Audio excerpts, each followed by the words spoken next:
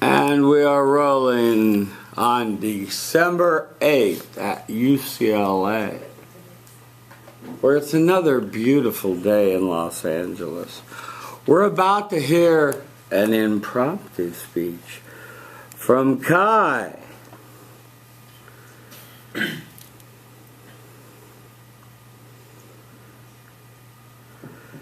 Kai is going to speak to us on the question, on a quote from Peter Drucker, who wrote, "The most important thing in communication is hearing what isn't said." I repeat, from Peter Drucker.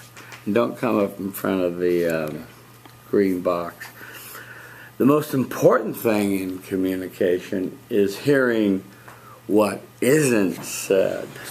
Okay. Good? Just gotta find the trusty timer.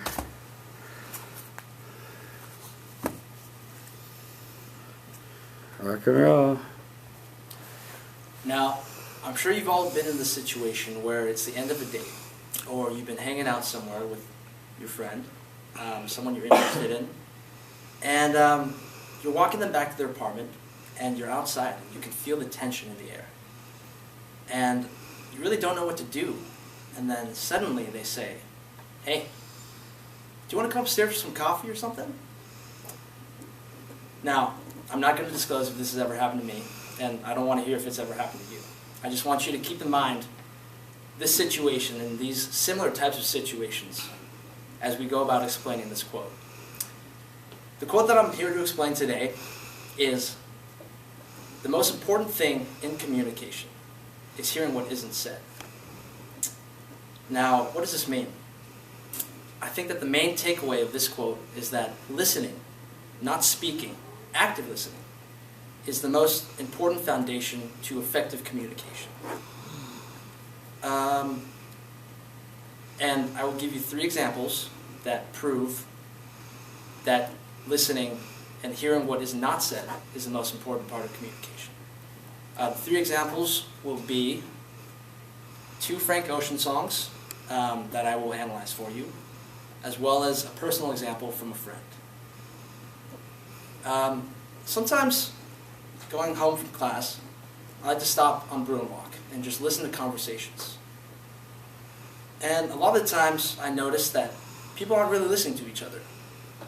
What happens is that in the middle of the speaker's sentence, the listener will already be forming his own sentence. And in essence, a lot of the implicit communication, the underlying meanings, is lost. Now, how do we regain this crucial aspect of communication? We do so through active listening. Now, the first Frank Ocean song that I'd like to analyze for you is called "Swim Good." Here's a little snippet of it. "I'm about to swim in the ocean. I'm gonna try to swim from something bigger than me. Take off these shoes. Swim good, swim good. Take off this suit. Swim good, swim good." Now, analyzing the song, it sounds like just a really nice song about going to the ocean, taking a nice swim, and escaping from life. But the underlying meaning is much more impactful. In an interview, Frank Ocean disclosed that this song is actually about suicide, and that "swim good" is synonymous with committing suicide. "I'm about to drive in the ocean." Evokes images of cars driving off cliffs. It's very powerful. And if you don't listen carefully to what is being said in the song, you'll miss like the crucial meaning of it. Now, the second song that I'd like to analyze for you is also by Frank Ocean. It's called "Novocaine." And I'll do a little snippet of that too, if you don't mind. As soon as I remember.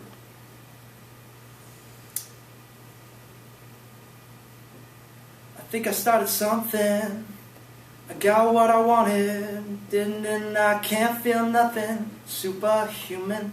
Even when I'm loving, Viagra popping. Every single record, auto-tuning. Zero emotion, muted emotion. Pitch corrected, computed emotion. I blame it on the model broad with the Hollywood smile. Now, analyzing the song, it just sounds like Frank Ocean is talking about various sexual encounters with women and how he doesn't find fulfillment in that.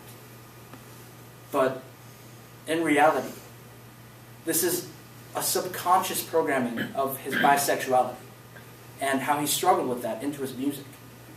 This song came out in 2012, and he came out to the world in 2015 or 2014. And I think in many ways, songs express more of the artist than sometimes they even mean to put into it. And this song in particular is a good example of how we must listen carefully to what is being said and what is not being said, because sometimes people need help and they won't say it, and people have problems. And of course you can say hi, like, hey, how you doing? It's a normal conversation. But when they say good or fine, you got to delve deeper into it. You got to hear what isn't said, because a lot of people, I'm sure everyone in this room, has serious problems that they need to deal with, and we could all use an extra hand. Now, the third example that I'd like to use to demonstrate that hearing what isn't said is more important is a personal example from a friend. The story that I quoted in the beginning was actually his story. It's my friend Nikhil. And he's always had problems with girls. And this girl he found was really, really cool. They hung out for the entire night, watched movies, ate popcorn. And as he was walking back, she invited him in for a cup of coffee and even dropped the hint, my roommates are going to be gone for the night. And instead of saying, yes, I'd love some coffee, he said, no, I'll see you tomorrow, I got to study. Obviously, the meaning flew over his head. So I think that listening to what isn't said isn't just important to enable us to help others, but it's important to enable us to help ourselves and make genuine connections with people. So, in summary, I provided you with 3 examples of how listening to what isn't said in communication is the most important. I reviewed 2 of Frank Ocean's songs and analyzed them for you, and I've also provided you with a personal example from my friend. There should be no doubt in this room that listening to what isn't said is the most important part of communication. So the next time you get that invitation to go get some coffee, or someone drops a hint that my roommates are going to be gone, you would do well to listen to what isn't said and say yes. Thank you. 6:45. What'd you like? Hey, I'm Liz. Hi, Liz. Actually, I really loved your speech. I love how it made, even if you didn't, it made like an emotional connection with us. You analyzed the songs and like you sang the songs, and it really like kept us captivated. Like just the fluidity of like your speech was like really good. Thank you, Liz. Improvement? Hi, I'm Stephanie. Hi, Stephanie. I thought you did a really nice job, especially because it is impromptu. The only thing that I would say that you could improve on is maybe when you sing the songs, slow them down a little bit and enunciate so we can hear a little clearer what the individual words were, but overall I really enjoyed it. Thank you.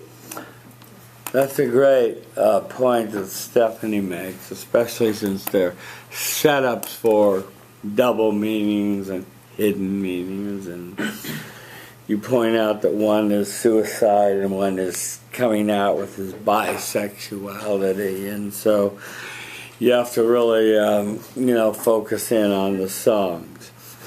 Your story to start with and to end with was good. You defined what the quote meant, which was good. You said you agreed with it. And you previewed what you were going to do with it. Your significant statement was Bruin walk and people talking past each other and not listening. There's like Simon Garfunkel, some people talking without speaking, people hearing without listening. People writing songs that voices never share, and this sort of boats in the night, goes on a lot. I liked your examples. I wish that you had one other example besides two ocean examples, but you have a nice voice and you pulled it off. I agree with Stephanie, they should have been slower, but they were interesting. And then you came back with the one about the person not seizing the hidden meaning, or what wasn't said, or what was said, not getting the meaning there, and that was good. Your summary, your conclusion, and tieback were all good. What were your goals or canais here? Well, one that I just came up with 15 minutes ago is to not use notes. Right.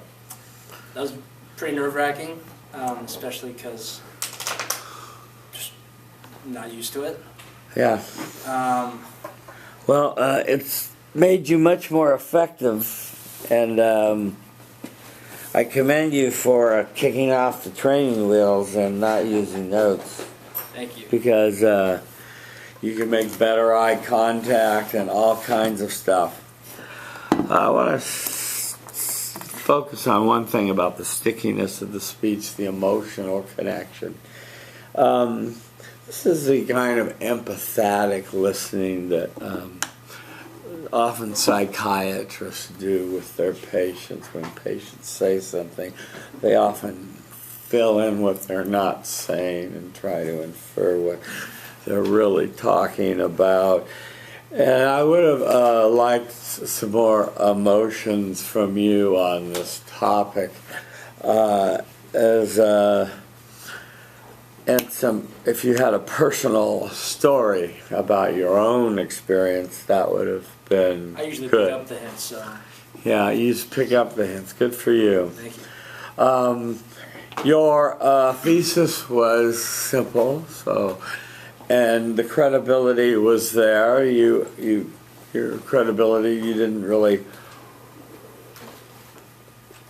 quote any expert except this your songwriter, and so that was fine. And what did you put in unexpected? The singing, was that designed to be unexpected, to grab our attention? Well, I did a good job on that. I just think I agree with her that just a little bit more of an emotion. You must say it better. Just a little bit more of an emotional connection would have been helpful. Okay. But you did a good job, Kai. Thank you. Thank you. Okay, quickly, let's move on. The battery runs down. Let's hope not. Okay, which one are you?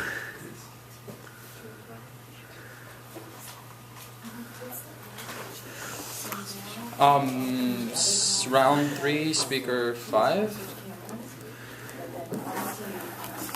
Round 3, speaker 5. You want to turn to that for me while I put this away? Thank you. Round 3, speaker 5. Speaker 5. Round 3, speaker 5. Raymond Lou. Can you lose the hat?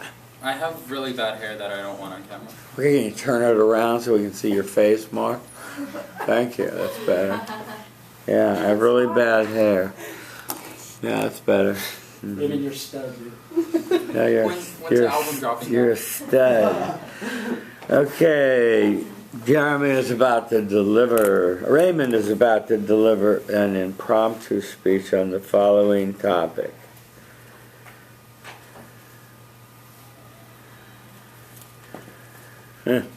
Wow.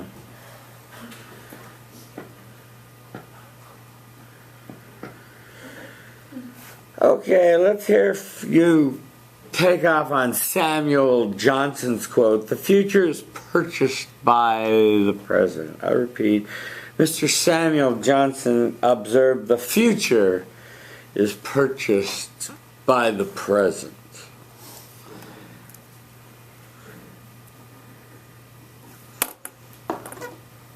Can I get like a few seconds to think? People are dying in Iraq and in Syria, so you have freedom to do whatever you want with your 7 minutes Okay. there.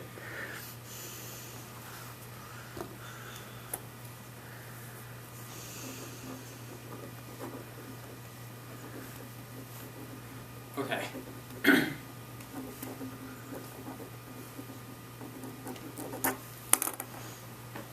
Okay. Yesterday, I bombed my final. I got one of the lowest scores in any of my classes that I've ever taken. Last week, I got really drunk at a party, threw up everywhere, and probably my face is plastered all over that frat house saying, "Do not let enter." When I was in high school, I pooped my pants in the middle of class. All this to say, shit happens. Sometimes, literally.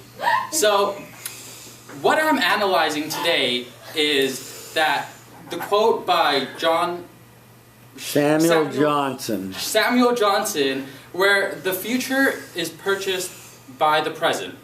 So, what this quote means is that what you do today will affect you in the future tomorrow, but I'm standing before you to prove that this quote is not true in any way, shape, or form. Because what I believe is that our futures are determined by what we do during but not determined by our past. And today I will show you how this is resounding in our everyday lives through 3 examples of historical figures who made a great future for themselves regardless of their past. My 3 examples would be 1, Mahatma Gandhi, 2, Martin Luther King, and 3, George Washington. So, moving on to my first point, how the future is not determined by our present. Gandhi, as we all know, is a great civil rights activist and promoted civil rights for South Africa. He was a great leader in the independence for India. However, what you all might not know is that Gandhi is also a nationalist figure. So what he believed in is that if you lived in India for your whole life, you were born in India, but were your parents of Indian descent? No? Then you're not Indian. That was his belief. So, for someone who believes strongly in the rights and independence of that country, his ideals from his past didn't match what he believed in the future. Yet he is still known as one of the strongest people to advocate for social disobedience. Another thing you probably might not have known about Gandhi is that he did not believe in women's rights. So Gandhi, being a very secular person of religion at that time, he believed that women were below animals, especially in the Hindi religion, where he believed the cow is a sacred animal and women were viewed lower than that. However, his past did not affect his future, and his past, although not very known, doesn't affect our opinion of Gandhi being a civil rights activist, being a leader of one of the greatest influence. And to move on from that, he was actually one of the greatest influences of Martin Luther King. So as we all know, Martin Luther King is another very strong-headed civil rights activist who stood for desegregation and his famous "I Had a Dream" speech. What you might not know about Martin Luther King is that, this might be speculation, but Martin Luther King was a notorious cheater. He had women lining up down the streets waiting for him because he was a notorious cheater. His family knew this, his wife knew this. However, does this change your opinion that he was one of the strongest civil rights activists during his time? He changed the history and the direction of America. So he is a prime example of how our past does not define our future. Now, moving on to the third example of how our past does not define our future would be George Washington. Now, when I say George Washington, what do you think of? You think of strong leader, crossing the Delaware, revolutionary hero, first president of the United States. However, what you did not know is that George Washington is probably the first capitalist pig in America before that term was ever even coined.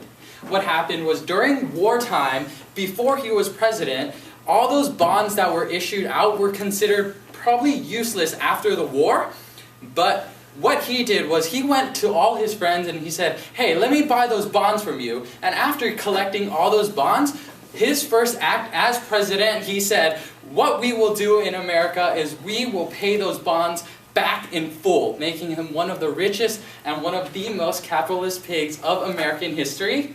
But that is not what he is known for, because the past did not define who he is in our history and in his own history. Now, like I said, if we see examples from historical leaders in the past, we can see how their future is not paid for through their past. And as you can see through the three examples of how Gandhi was a nationalist, how Martin Luther King was a notorious cheater, how George Washington was a nationalist pig, a capitalist pig. We can see how the past does not determine our future, but how we make our own futures to be what they are. So regardless if I failed that final last week, regardless if I got really shit-faced at that party, and regardless if I pooped my pants in high school, shit happens, but it doesn't define who we are, and it doesn't define our futures.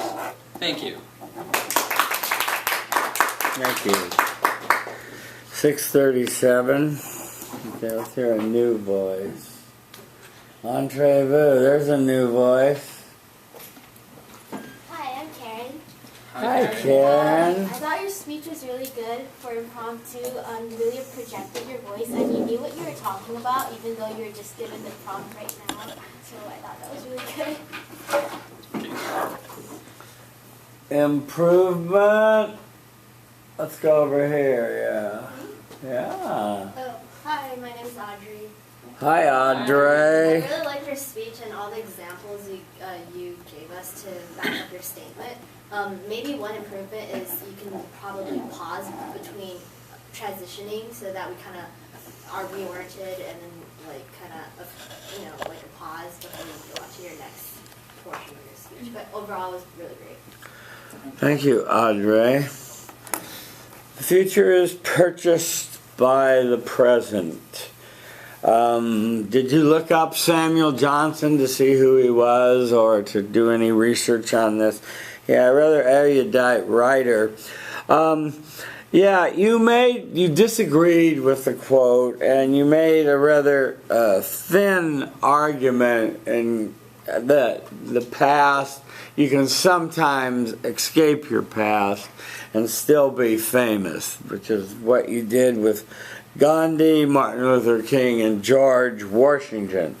I would try to clean up your language and your vile images, and they were endearing and honest, and people were laughing at them. I don't know if they're laughing at you or with you, but it was good in that way. But the reality is that it does work both ways, and so it was tricky for you to make the case the way you did, because in fact the future is purchased by what we do presently in many cases. So that becomes problematic. Your summary, your conclusion, and your tieback were all fine. What were your canais? This is the first time not using notes. Yes, excellent. Thank you. And I tried to work on my nerves. I tend to stutter a lot when I get nervous. So. And you used the full time. That was good. What was unexpected? Shitting your pants? That was more of the emotional tie to engage the audience. Unexpected would be all the historical examples. I don't think many of those are known facts about these people. You learned those in your history class, right? More research and just... Okay, the dark side of George Washington and so forth. Yeah. Okay. Capitalist pig is strong language. You know, there's a alternative view of taking the bonds which were used to pay off the pensions of the people that weren't paid. None of the soldiers got their pensions, and they served the whole war, and they were promised them. But that's another quibble we could have. So you got the job done, Raymond. Thank you. Hello, Professor. Hi, Princess. How you doing? Good, how are you? I'm swell. Just a minute. Give me a minute.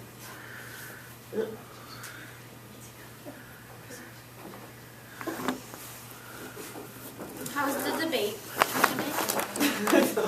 It was really excellent. UCLA took first place, so everyone was happy. You know, that's always nice. Of course. So that was good. Not surprised. No, but it's always nice. You know, I've learned over doing this for 40 years. You brag softly so you can weep gently when you lose. You know, you understand? Yeah, it's a better way to proceed. Let me get my blank impromptu evaluation sheet out.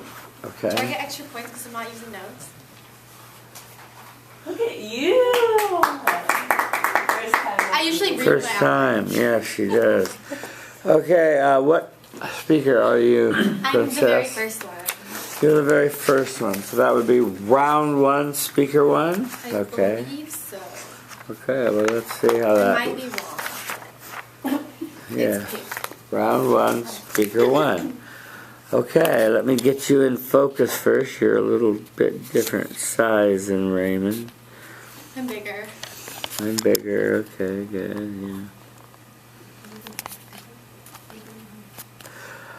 Okay.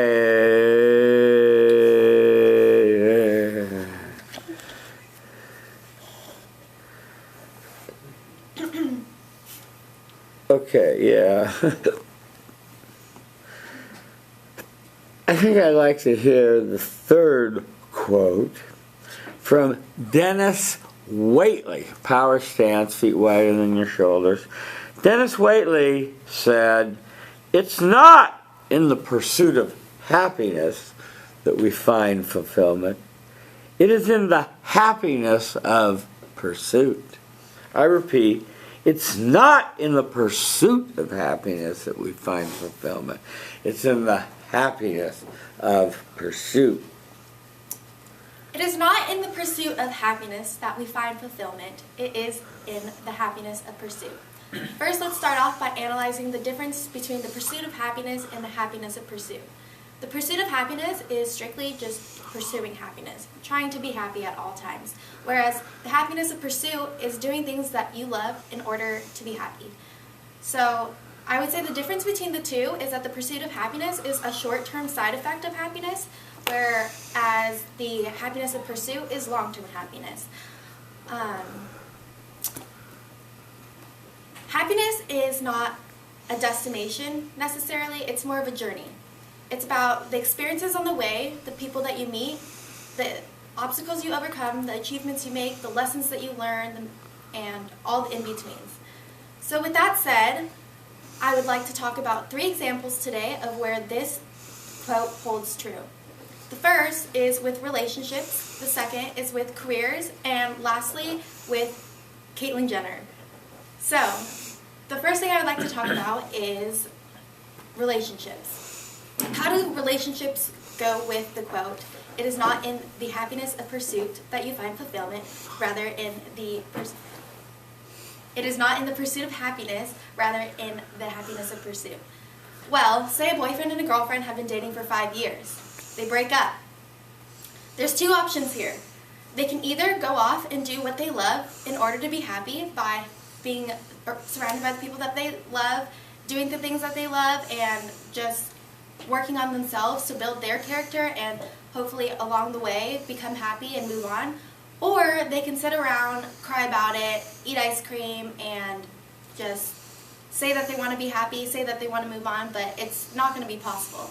While option one is the happiness of pursuit, doing things that you love, you can find a lot of happiness from that by just doing your everyday hobbies, activities, and getting your mind off things. You can get happy short term with that bucket of ice cream on the couch watching a movie, but if you're not doing what truly makes you happy, then you'll never be able to successfully move on. So with that said, it is not in the pursuit of happiness that you find fulfillment, it is in the happiness of pursuit. The second thing I would like to talk about is with careers. For example, in life, a lot of times people say that they want to be rich one day, and they find careers that they know have a lot of money. For example, with my father, he strictly went into engineering because he knew it made a lot of money. And to this day, if you ask him if he's happy with his job, he would gladly say no. And I have a couple friends that were pursuing engineering, and my dad, every single time he sees them, says, I hope you're not actually pursuing that because it sucks, it's horrible, don't do it, I hate my life. And so even with my brother now, he is like, do what makes you happy, do not do engineering. Even though my brother really wants to do engineering, he's like, please don't do it because I know that you just want to do it because I'm doing it. And that's not the way to go about it. And so as my father has been an engineer for 30-something years now, he's truly not happy with his career, and money definitely was not an incentive to make him happy. And so in that case, the pursuit of happiness, which for him was financial happiness, was only a short-term effect and not something that he actually wanted to do. And so with that said, keep in mind that career goals should not be based off financial expectations rather than real expectations of what you really enjoy that will ultimately make you happy in the long run. Hence, the happiness of pursuit. And the last thing I'm going to talk about is Caitlyn Jenner. How does Caitlyn Jenner relate to the quote, it is not in the pursuit of happiness, but in the happiness of pursuit? Well, Caitlyn Jenner was formerly Bruce Jenner at the beginning of this year. And she lived as a male 60-something years, surrounded by all the spotlight, all the reality television, all the Kardashians, and this wonderful, fabulous lifestyle that everyone thought that Bruce Jenner was living. In the midst of it all, there were rumors that, oh, Bruce Jenner is becoming a woman, and no one really believed it because how can this fabulous figure who's living this lavish lifestyle and was formerly an Olympic athlete be a female? It was just weird to everyone. Until this past year, Caitlyn Jenner came out as Caitlyn Jenner and is identified as a transgender woman. And so, even though Caitlyn Jenner knew that she might have received some head nods and disrespect and unacceptance from the whole wide world, millions and millions of people, she decided to be courageous enough to come out and live in her skin as a woman. And so, with that said, although she was pursuing happiness for the majority of the years that she lived her life, she wasn't going to be ultimately happy until she until she became what she knew she was. And so she took that leap of faith, and with it all is now Caitlyn Jenner, happy as ever and living the life that she's always wanted to live. So let me just reinstate the quote one more time. It is not in the pursuit of happiness that you find fulfillment, it is in the happiness of pursuit. And I want you guys to know that it's not about, life isn't about the guided tours, it's more of the uncharted experiences. And so if you take that leap of faith and create your own opportunities and really just do what makes you happy, then you will ultimately be happy in the long run. But if you are just trying to be happy at all times, it's not going to work out. And so, that is all.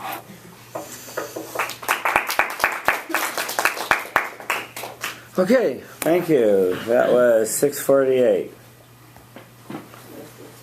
Okay, okay, what do you like about this speech?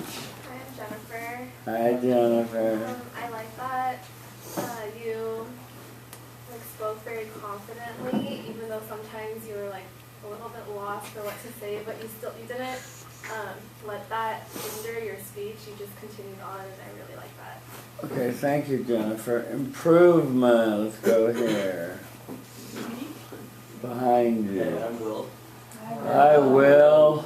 I liked your examples. The only one that I wasn't sure of at first was the Caitlyn Jenner one. Yeah. But you kind of managed to pull back in at the end, so good job. Yeah, this was a tricky quote to deal with. It was kind of a mouthful, wasn't it? And you handled it pretty well. I liked what you did without notes, just a couple of little things. I'd like to see you move 3 times. When you watch yourself tonight on YouTube, you're going to see you held your hands this way the whole time. Let your hands gesture naturally. This suggests a closed position. So, what was your intro? Was it a poem, a quote, a story, a joke? Something. We needed something there to tie back to, right? And so that's why when you came to the end of your speech, you kind of ran out of gas and just had to say, thank you. See? It was the quote.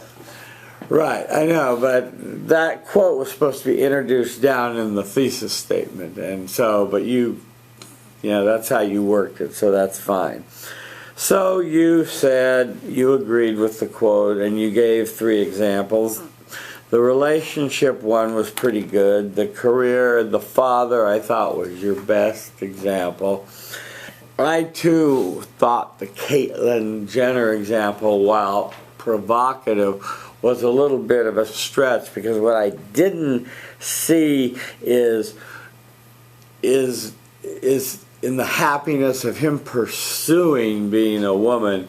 I didn't see you focus on that part of it enough for Bruce Jenner. See what I'm saying? And that's what the quote asked you to do.